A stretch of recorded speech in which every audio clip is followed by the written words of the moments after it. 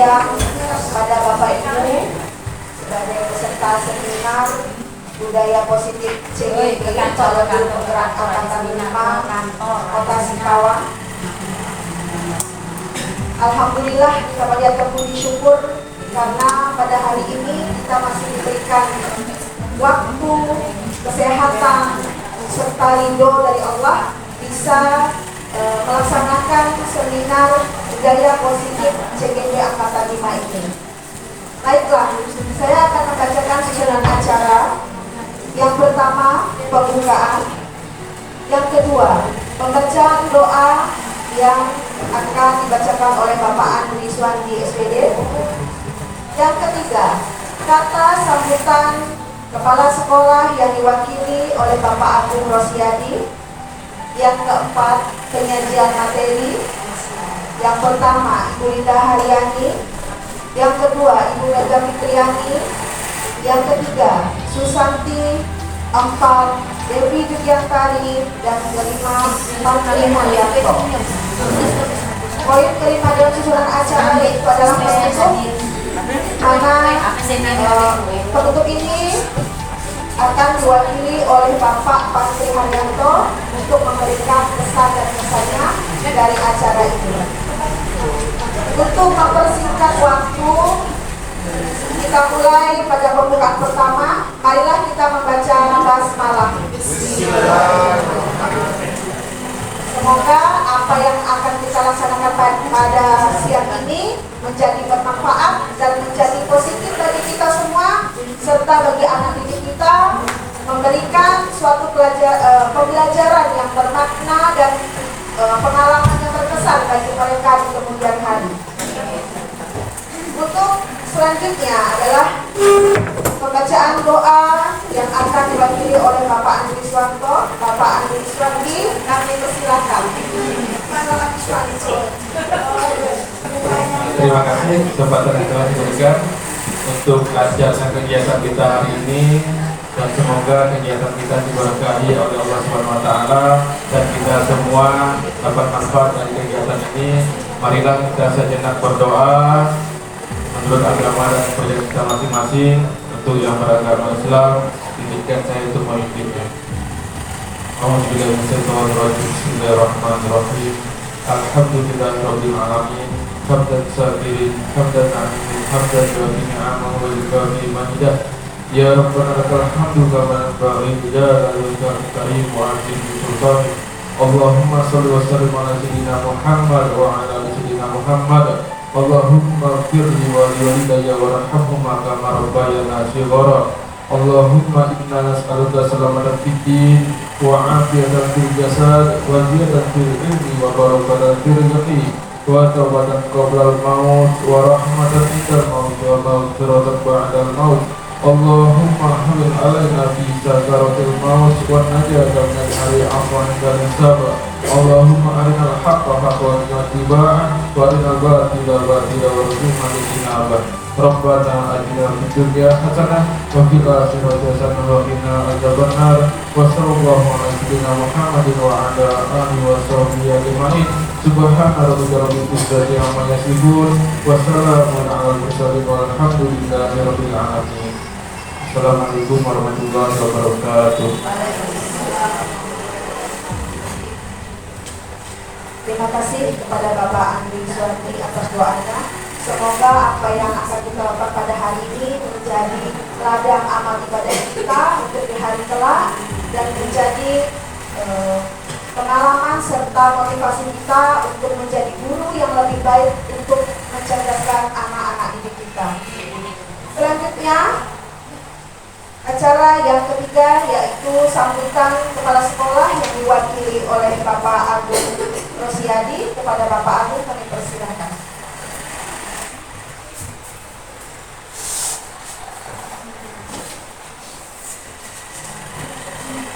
Assalamualaikum warahmatullahi wabarakatuh. Siang dan salam sejahtera ibu dan bapak-bapak yang berbahagia. Syukur kita panjatkan pada hari ini dapat berkumpul dengan guru-guru hebat dari guru penggerak Angkatan 5 di Kota Singkawang dan bertemu juga dengan ibu-ibu guru hebat yang semoga nantinya bisa lulus ke guru penggerak selanjutnya. Salam dan salawat tak lupa kita haturkan kepada Nabi besar kita, junjungan kita, Nabi Muhammad SAW. Semoga di hari nanti kita mendapatkan syafaat dari beliau. Bapak Ibu, mendengar dengan judulnya budaya positif yang akan dipraktikkan di sekolah, sudah kiranya kita mengikuti kegiatan ini sampai dengan akhir. Karena apa? Inilah bentuk implementasi dari guru penggerak yang menyebarkan budaya positif, memberikan informasi kepada ibu-ibu yang ada di sekolah lainnya, dengan harapan dapat menjadi teladan dan contoh kita bersama. Saya rasa dengan budaya positif ini akan mengubah paradigma pendidikan di Kota Singkawang, khususnya untuk Kota Singkawang ini, Bapak Ibu guru penggeraknya, dengan harapan terjadinya perubahan hasil dari peserta didik tersebut, antara lain dari perilaku yang akan berdampak kepada pengetahuan dan keterampilan. Oleh sebab itu, saya rasa perlu bertukar pikiran kembali, perlu diperbanyak program-program seperti ini dengan harapan kita yang tidak tahu menjadi tahu. Ada istilahnya sharing ilmu pengetahuan bersama.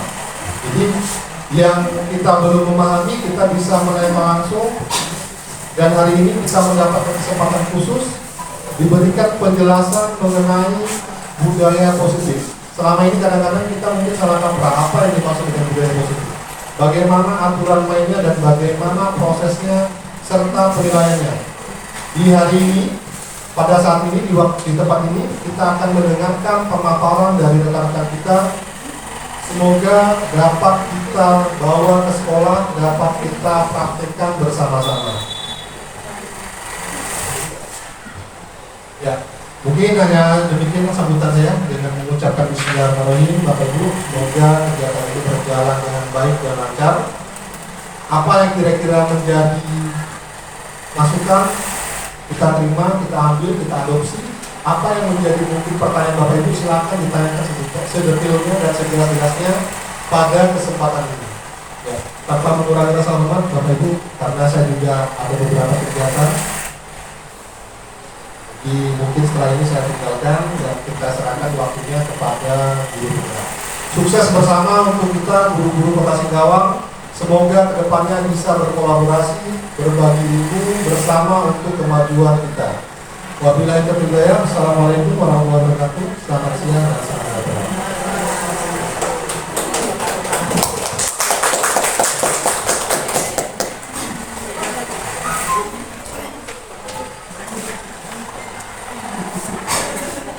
Terima kasih untuk Bapak Agung Rojati atas waktu serta kesan dan pesannya, motivasinya. Mudah-mudahan apa yang Bapak Agung sampaikan menjadi perubahan yang positif khususnya bagi kami dan bagi guru-guru penggerak yang ada di Kota Singkawang. Masuk. Assalamualaikum warahmatullahi wabarakatuh. Selamat siang dan salam berbahagia untuk kita semua. Berbahagia tidak Bapak Ibu? Semangat bahagia. Selalu sebelum bekerja bahagia, yang harus bahagia yang pertama adalah oleh karena itu senyum lagi pada untuk semua Bapak Ibu.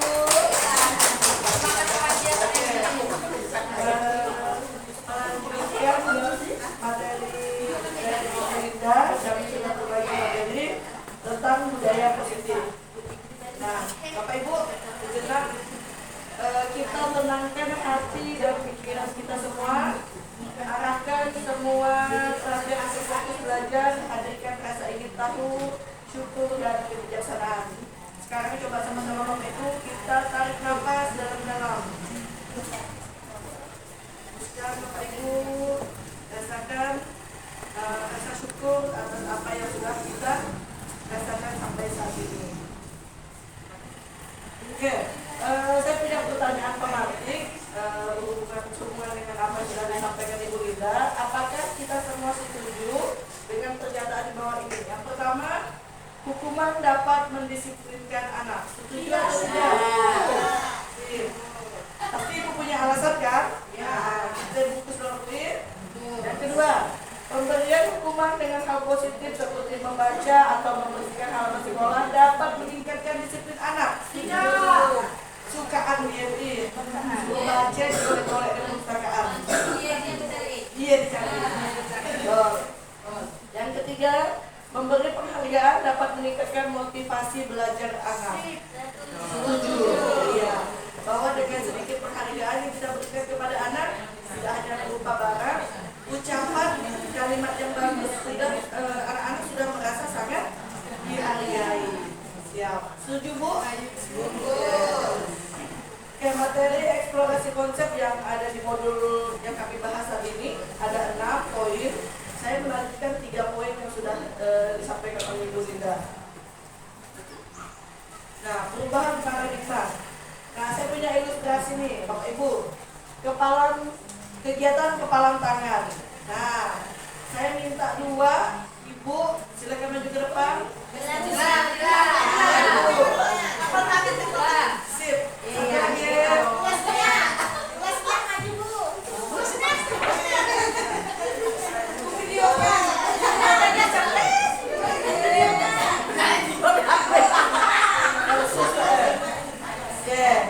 Saya bacakan ini.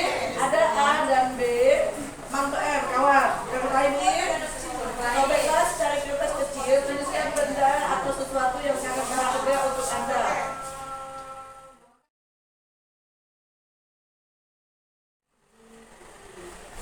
Baiklah Bapak Ibu, kita lanjutkan tentang perubahan paradigma ilustrasi kepala tangan tadi. Mau dilanjut Bapak Ibu? Anaknya, permainannya. Ya, diganti saja. Dengan Kak Aku.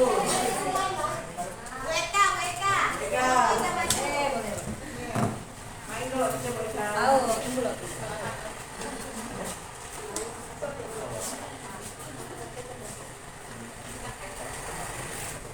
Ya, nih, misalnya Bu Eka A dan B. Bu Eka punya secari kertas yang di dalamnya ada tulisan sesuatu yang sangat berharga menurut Bu Eka.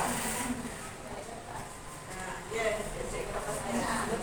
Silakan tugas nih, pujuk Bu Eka biar mau. Silakan itu, genggam, kakak.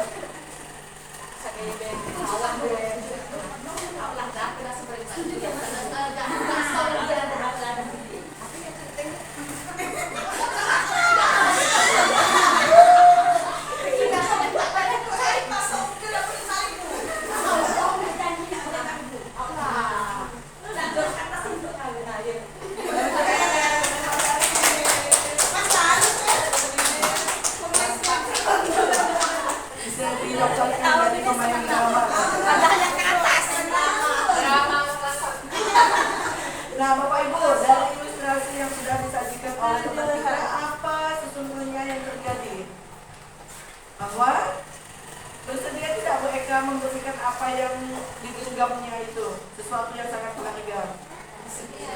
Ya, asalkan pada orang yang tepat, orang yang bisa dipercaya. Nah, itulah siapakah yang sesungguhnya yang memiliki kontrol terhadap diri kita? Adalah diri kita sendiri. Lanjut, ya disiplin disiplin positif sudah disampaikan oleh Ibu Linda. Motivasi perilaku manusia. Apa itu? Motivasi adalah keinginan yang terdapat pada seseorang individu yang merangsangnya untuk melakukan tindakan atau sesuatu yang menjadi dasar atau alasan seseorang berperilaku. Nah, jadi ada tidak alasan kita melakukan sesuatu agar kita ini dapat melakukan sesuatu dari dasar diri kita sendiri. Oke. Ada 3 motivasi perilaku ini menurut Diane Gosser. Yang pertama, untuk menghindari ketidaknyamanan atau hukuman. Nah, ini menurut Diane adalah tingkat terendah dari motivasi perilaku manusia. Yang kedua adalah untuk mendapatkan imbalan atau penghargaan dari orang lain. Nah, biasanya pada motivasi kedua ini seseorang melakukan suatu perbuatan karena ingin dipuji atau ingin mendapat imbalan dari orang lain. Nah, yang ketiga adalah untuk menjadi orang yang mereka inginkan dan menghargai diri sendiri dengan nilai-nilai yang telah mereka percaya. Inilah 3 motivasi perilaku manusia menurut Diane Gosser. Selanjutnya adalah kebutuhan dasar manusia. Seluruh tindakan manusia, apa yang kita lakukan ini memiliki tujuan tertentu. Semua yang kita lakukan adalah usaha terbaik dari kita untuk mendapatkan apa yang kita inginkan. Nah, ketika kita mendapatkan apa yang kita inginkan, sebetulnya saat itu kita sedang memenuhi satu atau lebih dari satu kebutuhan dasar kita, yaitu kebutuhan untuk bertahan hidup atau survival, kasih sayang dan rasa diterima, love and belonging. Oke. Kasih Inggris? Belonging. Nah, gampang sedikit. Kemudian kebebasan atau freedom disertakan fun dan kekuasaan atau power, kekuatan. Nah, jadi apa yang kita lakukan adalah untuk memenuhi kebutuhan dasar hidup kita.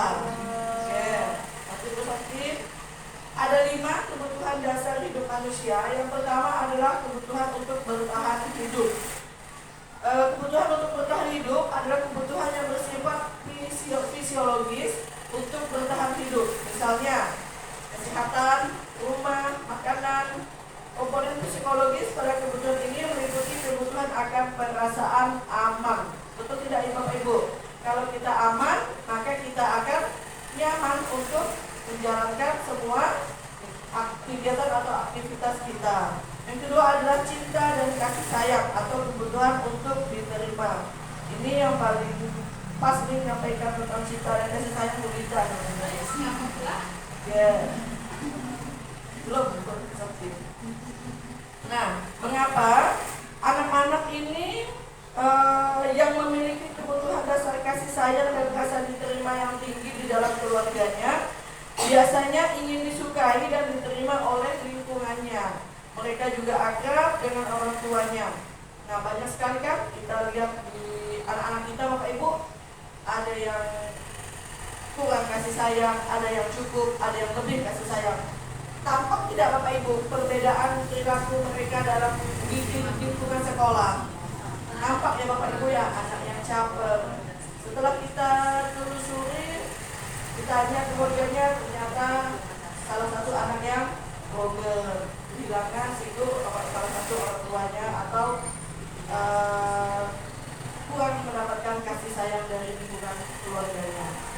Nah, biasanya anak-anak mereka belajar karena suka pada gurunya. Bagi mereka teman sebaya sangatlah penting. Mereka juga biasanya suka bekerja dalam kelompok. Nah, ini adalah ciri anak yang sudah cukup akan rasa kasih sayangnya. Lanjut satu.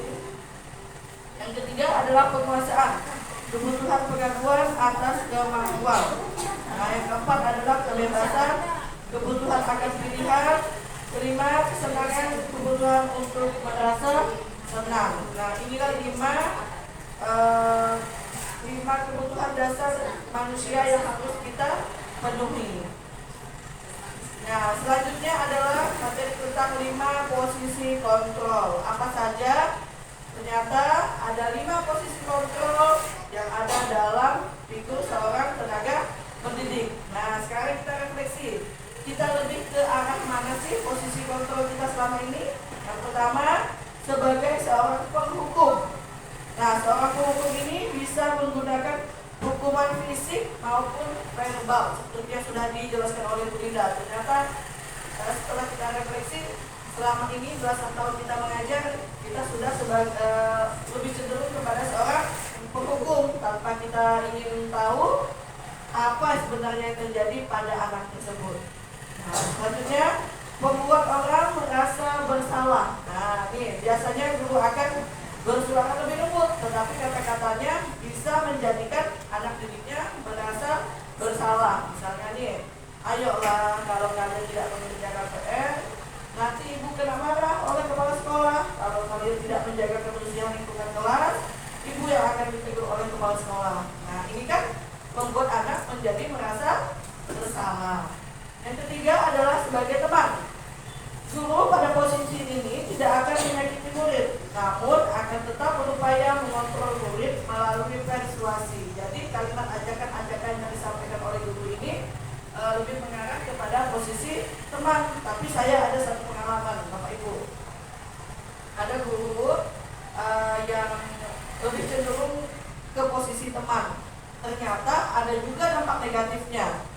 Apalah Bapak Ibu? Iya, benar sekali. Jadi guru tersebut kurang dihargai oleh teman. Bahasa Melayunya murid syawayau, gurunya pun tetap ada di depan. Nah, jadi kurang dihargai oleh teman. Ternyata posisi kontrol teman ini ada sisi negatifnya. Selanjutnya adalah sebagai monitor atau pemantau. Nah, monitor ini berarti mengawasi. Posisi ini misalnya seperti ini, anak terlambat dicatat setiap hari. Nah, jadi menggunakan data-data yang ada. Nah, itulah dia posisi kontrol sebagai pemantau. Selanjutnya adalah sebagai manajer. Sebagai manajer, respon yang menunjukkan tanggung jawab guru dalam posisi terakhir. Manajer ini adalah posisi mentor di mana guru berbuat sesuatu bersama dengan murid, mempersilahkan murid mempertanggungjawabkan perilakunya, mendukung murid agar dapat menemukan solusi atau permasalahannya sendiri. Nah, menurut Bapak Ibu, dari kelima posisi ini, posisi mana yang cenderung lebih memberikan hal positif kepada guru dan siswa? Posisi? Ya, posisi manajer. Ya, di mana dalam posisi manajer ini guru tidak hanya menyalahkan siswa ketika berbuat sesuatu yang salah, namun guru lebih merefleksi bersama-sama dengan anak tersebut agar dia dapat mempertanggungjawabkan apa yang sudah diperbuatnya. Demikian 5 posisi kontrol. Ya, keyakinan kelas sudah dibahas Bu Linda. Cara membuat keyakinan kelas sudah Bapak Ibu ya. Begitu dia restitusi.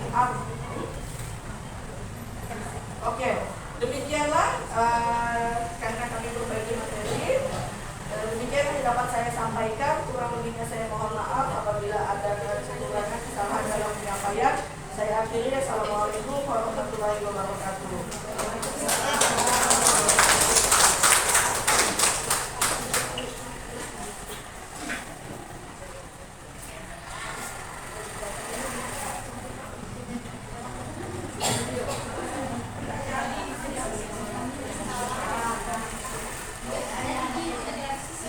Terima kasih kepada Ibu Ega Fitriani yang telah memaparkan sajian materinya. Terima kasih kepada telah memaparkan materi tentang budaya positif sekolah. Nah, kita masuk ke sesi pertanyaannya Bapak Ibu. Ini hanya diambil 5 orang. Jika yang Devi bisa mencatat pertanyaannya. Untuk pertanyaan pertama, siapa yang ingin bertanya?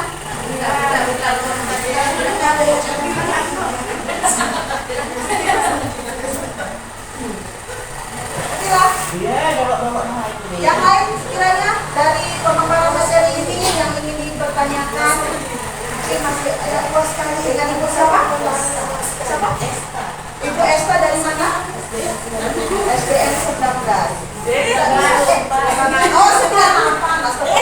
Bismillahirrahmanirrahim. Saya Istansi Putri dari SD Satu Singkawang. Pertanyaannya untuk Pak Patri. Mohon izin Pak bertanya. Pertanyaannya, adakah tantangan yang Bapak hadapi dalam melaksanakan aksi nyata yang telah Bapak laksanakan? Itu saja. Terima kasih.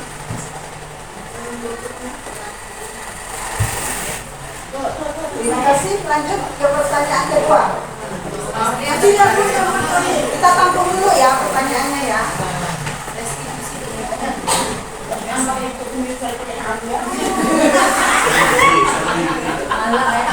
Assalamualaikum warahmatullahi wabarakatuh. Nama saya Betila dari Sidua. Kalau saya tanyakan untuk usus itu Bolinda. Hari-hari baca intensif. Saya nak tanyakan bagaimana cara membuatkan disiplin diri di dalam diri anak-anak. Kita sebagai guru yang pertama, yang kedua, berikut ini dalam diri anak-anak Bagaimana cara menghidupkan? yang pengalaman saya selama ini mengajar mengenai tentang hukuman atau sanksi kepada anak. Apakah saya ini benar atau salah? Dan saya tanyakan selama ini saya memberi sanksi, pasti saya memberi sanksi kepada anak yang salah, yang kurang disiplin. Cuma saya memberikan sanksi kepada anak tersebut, saya berikan pilihan kepada anak tersebut, kau maunya apa? Apakah itu salah atau benar? Kemudian yang ketiga, yang kebiasaan. Kemudian yang ketiga, tapi kamu masih bersangka paut dengan sanksi. Umpama saya membiasakan anak-anak itu setiap jam olahraga itu saya periksa kuku. Kemudian apabila kukunya kotor, saya tidak ngasih sanksi, cuma kamu beli apa? Bisa apa buat siapa? Tetap tidak ada tadi yang namanya intensi, itu tidak ada sama sekali. Minggu depan itu lagi, orang itu lagi yang dengan sama dan masalah yang sama, masalah dengan yang sama. Tapi hari ini saya coba dengan mencari latar belakang anak tersebut. Jadi setiap hari saya bawa review kuku. Apabila minggu kemarin dia sudah dikasih sanksi, minggu ini masih panjang, ya terpaksa saya ambil anak tersebut, saya dudukin kukunya, sambil dudukin kuku saya bertanya, makmu di mana, ayahmu di mana, bapakmu di mana, dia tadi mau sate, dan keseko adik dia, saya tanya, akhirnya dapat latar belakang siswa tersebut dan kebiasaannya. Anak yang tadi kan bermasalah. Nah, sikap saya yang demikian itu salah ke benar. Pantas tadi tahu. Terima kasih. Wassalamualaikum warahmatullahi yang tadi pertanyaan ini mau 30 langsung pertanyaan ketiga. Oh terakhir, maka udah banyak jelas. Assalamualaikum warahmatullahi wabarakatuh. Ibu Bapak Guru CBC. Mungkin saya sering aja Bu, Bapak nggak nanya ya, cuma sering. Tadi saya mendengar pemaparan dari Ibu Mega tentang segitiga restitusi ya. Ibu Mega yang saya ingat ya. Tadi Ibu Mega ada memaparkan tentang pemberian motivasi kepada siswa. agar siswa lebih bersemangat untuk belajar. Nah, setelah saya membaca modul di Merdeka Mengajar, di situ ada penjelasan tentang bahwa kalau kita memberikan motivasi berupa pujian atau barang kepada siswa, justru itu akan menimbulkan motivasi eksternal, bukan internal, bukan dari dalam diri sendiri. Nanti mungkin Bu Mega bisa jelaskan lagi kepada saya. Yang kedua, untuk Bapak Pantri Haryanto. Lawan saya ya. Bapak Pantri tadi mengatakan bahwa jika kelas 6 saja seperti itu, apalagi kelas 1. Agak tidak terima saya, Pak. Saya di kelas 1. Soalnya pembiasaan itu saya rasa memang harus dari kelas 1. Dan sudah saya buktikan, Pak, ternyata selama saya menjadi guru kelas 1, saya tidak menemukan kelas saya kotor. Tidak menemukan kelas saya kotor. Saya juga pernah di kelas 2.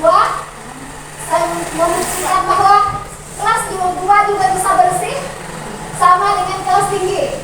Nah, tapi memang pembiasaan itu harus kita lakukan setiap hari. Setiap hari kita memberikan kepada anak-anak tentang kebersihan, menyentuh hati mereka, bagaimana mencintai lingkungan yang bersih, mencintai keindahan. Bu Devi ya? Sekian saja, mungkin sharing aja Bapak Ibu. Terima kasih. Wassalamualaikum warahmatullahi wabarakatuh. Waalaikumsalam. Terima kasih kepada Ibu Agus sebagai penanya terakhir. Mungkin yang pertama tadi pertanyaan dilemparkan untuk Pak Pantri yang dari USMA SD 94, adakah tantangan yang dihadapi saat melaksanakan aksi nyata? Baik, Ibu Esta yang saya hormati, terima kasih sudah bertanya. Kita berbagi ilmu saja di sini. Bu Agus juga terima kasih. Pertanyaannya adalah adakah tantangan ya? Tantangan yang dihadapi itu pertama itu budaya, karena udah budaya, mindset, lebih ke mindset, pola pikir. Kayaknya kalau pola pikir udah beku, itu yang sulit, tantangan. Tapi kalau kita udah terbiasa dengan budaya yang bagus, insya Allah akan berjalan dengan baik. Jadi menurut saya tantangan yang paling kuat itu adalah mindset, apatis, masa bodoh, gak etikal. Siswa dan anak orang apatis. Mungkin kalau ada rekan-rekan kita, kawan-kawan kita yang apatis terhadap itu, itu akan menjadi salah satu masalah. Kemudian Bu Agus ya, Bu Agus, jadi permasalahan itu di sekolah saya. Kenapa kebiasaan itu tidak dari kelas 1? Karena saya baru datang ke situ, saya lihat kelas 6 saja seperti itu.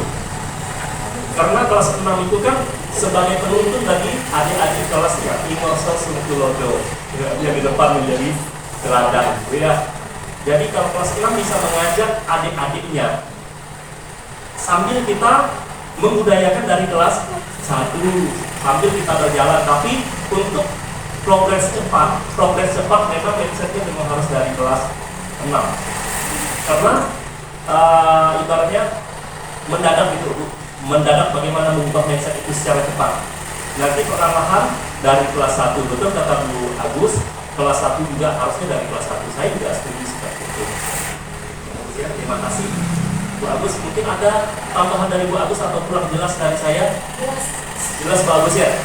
Jadi Bu Agus, intinya saya itu kelas tinggi yang menuntun kelas rendah. Jadi dia menjadi contoh, intinya seperti itu. Karena mengubah mindset ini tidak bisa 1 tahunan, biasanya dalam waktu yang lama supaya menjadi budaya. Harus kita sepakati dulu, harus kita yakini dulu, barulah perubahan itu pola pikirnya. Terima kasih Bu Agus, kemudian itu yang saya sampaikan. Bu Esta, terima kasih Bu Esta, mudah-mudahan bermanfaat. Kawan-kawan, itu permasalahan yang terjadi di sekolah saya. Saya kembalikan ke moderator. Pertanyaan dari Utila. kepada Ibu Linda.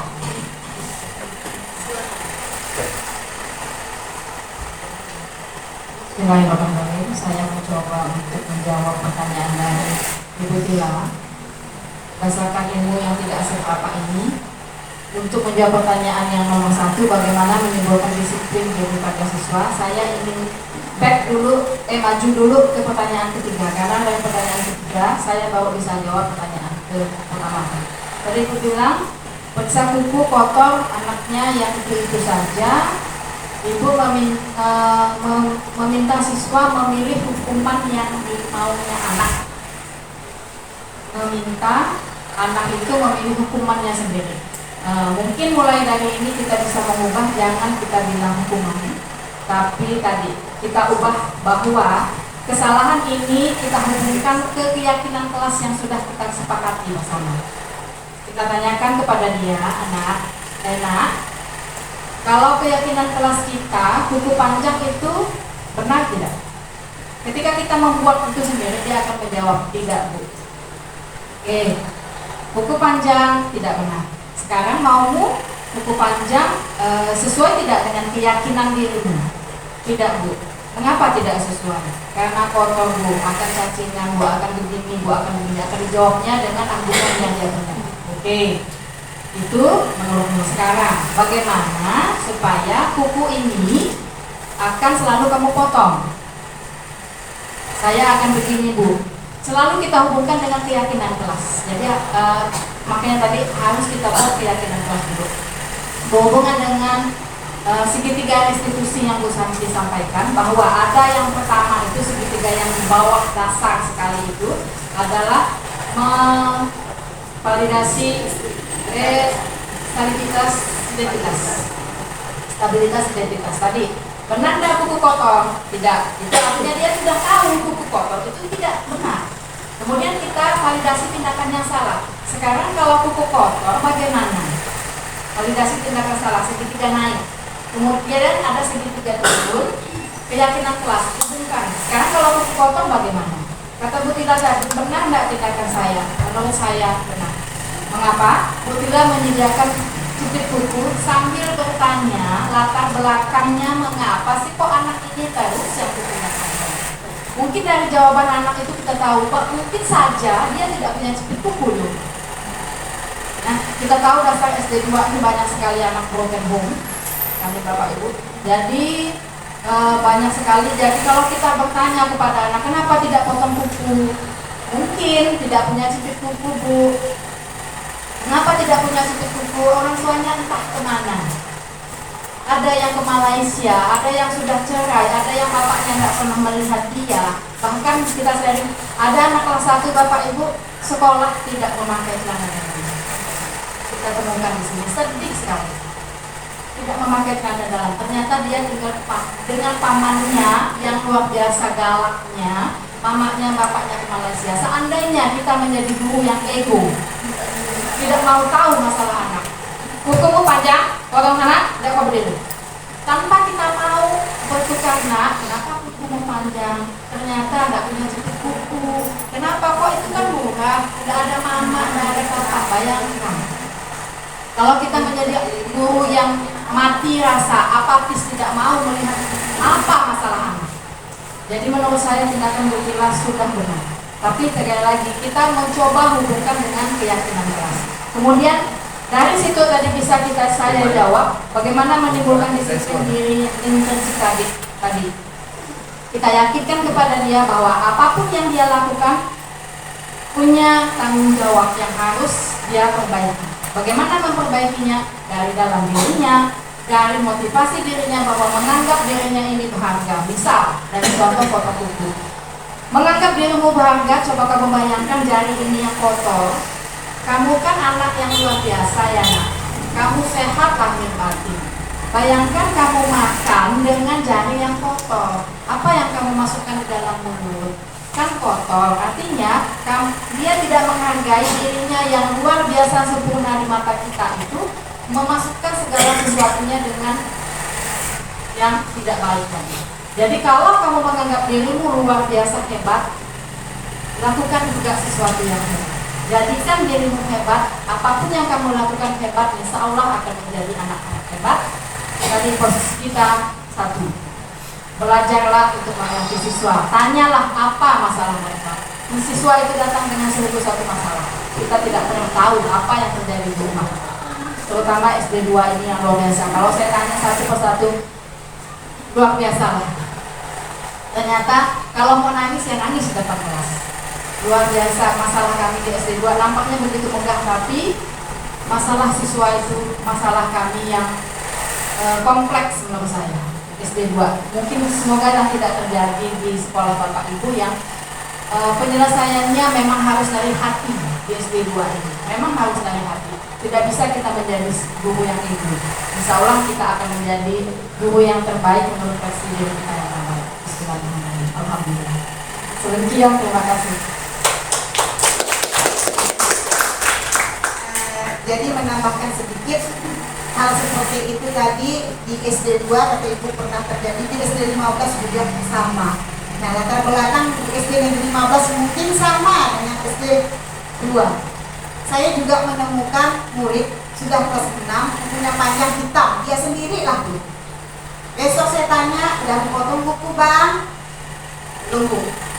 Terus hari Senin lah Bu, saya nanya hari Jumat. Saat hari Senin seperti itu juga. Apa kamu tidak potong buku Bang? Lupa Bu. Jadi yang kamu lakukan pada saat hari Sabtu dan Minggu main pelayang Bu. Dari pagi sampai sore, iya Bu. Malam, Bu, pulang boy potong buku malam. Nah, dengan kita belajar tentang budaya positif ini, kalau dulu mungkin saya akan marah, ngomel, manas, saya lihat pemanas. Nah, tetapi karena belajar tentang budaya positif ini, saya meredam emosi. Saya belajar untuk tidak marah. Nah, juga disampaikan seperti Bu Linda katakan, bahwa potong kuku itu adalah sesuatu yang baik untuk dirimu. Bertanggungjawablah tentang kebersihan terhadap dirimu. Nah, kemudian lanjut lagi, kuku kan sudah dipotong di sekolah. Nih, itu pakai gunting jalan di sini, pakai langsung potong. Seminggu lagi kan panjang, kukunya tuh hitam, main apa nggak tahu lah, pokoknya hitam panjang. Seminggu kemudian kukumu panjang lagi Bang, anak itulah Bu. Iya Bu, makmu mana? Kerja Malaysia Bu, dengan bapak, adik di bawah. Kemudian kamu tinggal dengan siapa? Dengan nenek. Nah, kalau kita mengetahui latar belakang anak, kita akan memaklumi mengapa anak tersebut seperti itu. Kemudian kapan mau potong kuku nak? Abang ke sana dia nyebutnya. Besok lah Bu. Iya. Dan besok ternyata alhamdulillah dia memotong kukunya. Bu, yo. Oh, alhamdulillah hebat, mantap Abang. Nah, dengan pujian seperti itu, anak-anak akan termotivasi terhadap dirinya sendiri. Bapak Ibu, mari kita berubah untuk tergerak, bergerak, dan menggerakkan. Demikian. Saya selanjutnya apa Bu? Ya, sampaikan. Terima kasih. Ternyata tanpa kita sadari apa yang kita lakukan sudah melaksanakan segitiga institusi tanpa kita sadari. Oke, baiklah. Terkait pertanyaan Ibu Agus, bahwa motivasi ini ada dua, yaitu intrinsik dan ekstrinsik. Intrinsik itu adalah motivasi yang timbul dari dalam diri sendiri tanpa mengharap pujian, imbalan atau apapun dari orang lain. Sedangkan ekstrinsik adalah timbul karena ingin adanya sesuatu dari orang lain. Nah, kedua motivasi ini tidak ada yang baik, tidak ada yang buruk menurut saya. Kedua motivasi ini adalah sejalan sesuai dengan situasi dan kondisi yang sedang dilaksanakan. Nah, terkait pertanyaan Ibu Agus, memberikan kata-kata pujian, itu adalah motivasi. Kalau saya pribadi sendiri, saya senang memberi kalimat-kalimat pujian kepada anak didik saya. Harapannya adalah agar mereka bisa termotivasi mulai dari dalam dirinya sendiri, mulai dari intrinsik dulu, dari ekstrinsik dulu. Dengan harapan ya mereka bisa menjadikan itu semua adalah menjadi motivasi intrinsik bagi mereka sendiri. Harapannya seperti itu. Dan mereka pun senang. Walaupun kelas 6 kita beri mantap, tepuk hebat, senang mereka tanpa diberi sesuatu hadiah. Itulah pengalaman dari saya. Terima kasih Bu Agus. Mungkin cukup. Ya, terima kasih. Assalamualaikum warahmatullahi wabarakatuh. Terima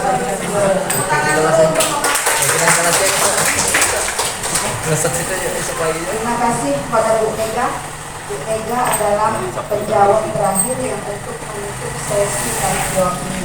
Baiklah, sebelum kita menuju ke penutup acara terakhir, dapat saya simpulkan dari kelima pemaparan ini, yaitu yang pertama tentang restitusi tadi Bapak Ibu.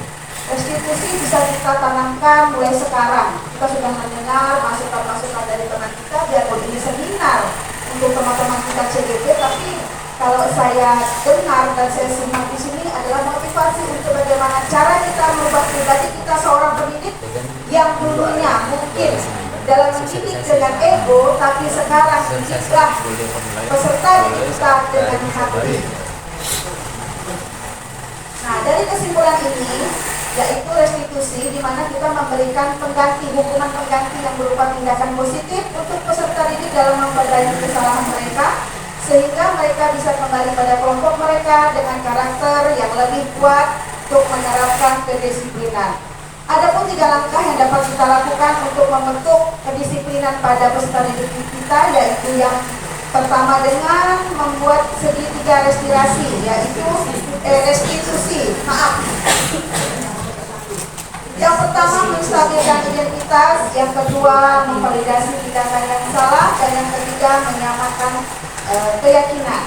Nah, dari yang ketiga yaitu adalah dari contoh yang sudah disampaikan oleh Bu Tila, itu saya mendapat seperti ini. Berarti peserta didikku sudah kehilangan 2 poin tentang kebutuhan dasar manusia, yaitu cinta dan kasih sayang. Yang ketiga penguasaan.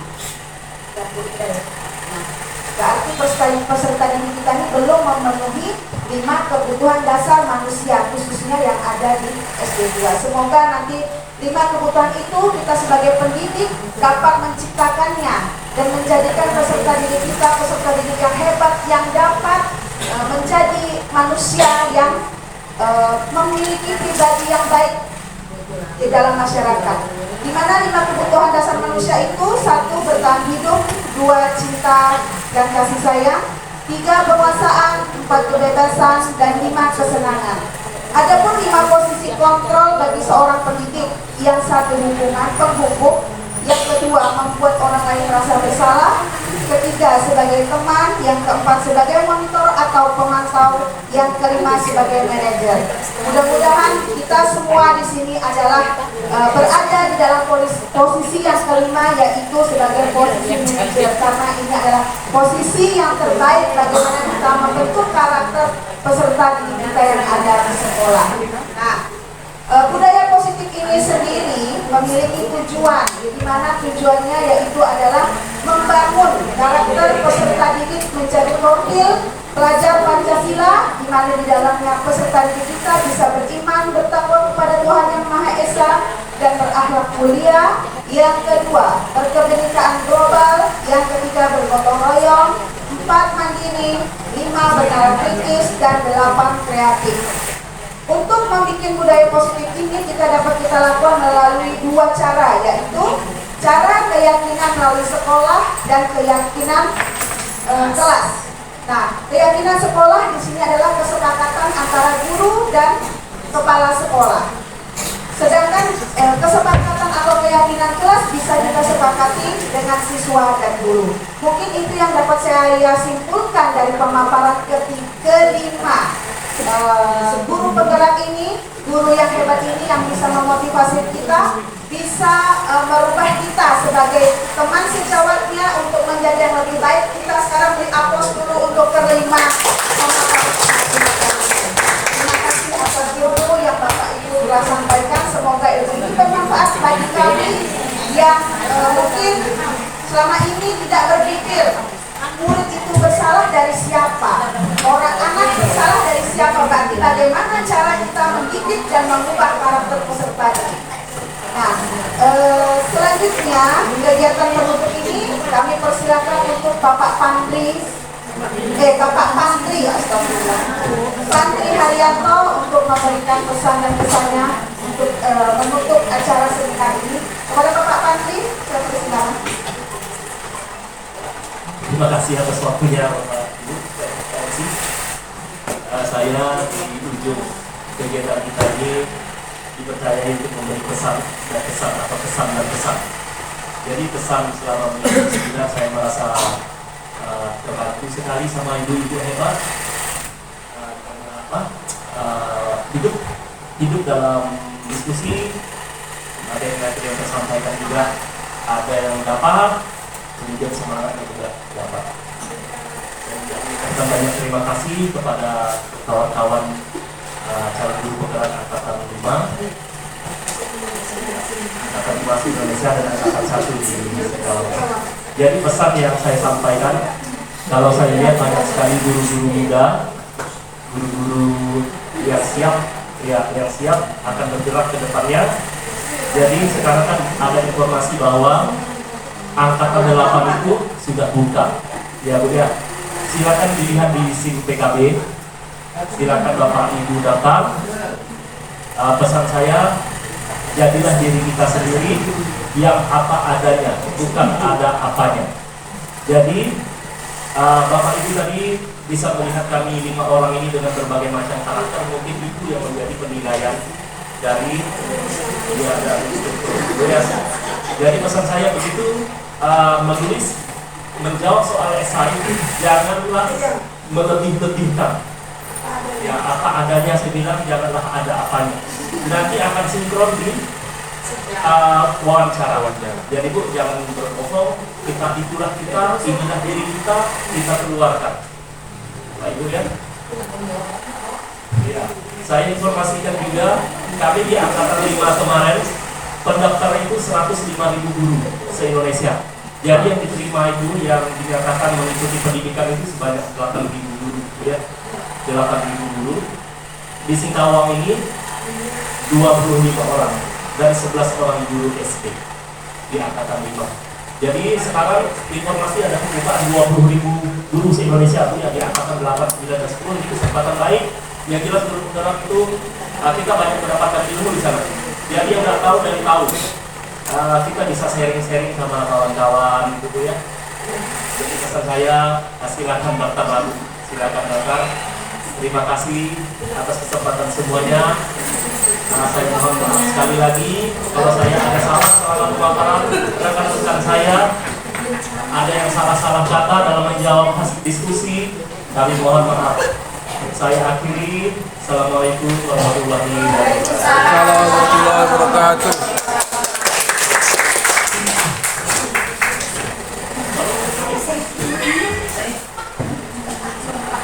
Terima kasih. Alhamdulillah kita sudah berada di penghujung acara.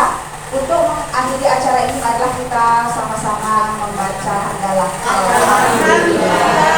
Alhamdulillah sampai selesai acara ini pun kita masih diberi kesehatan dan umur yang panjang dengan Allah Subhanahu wa taala. Untuk kita bersama.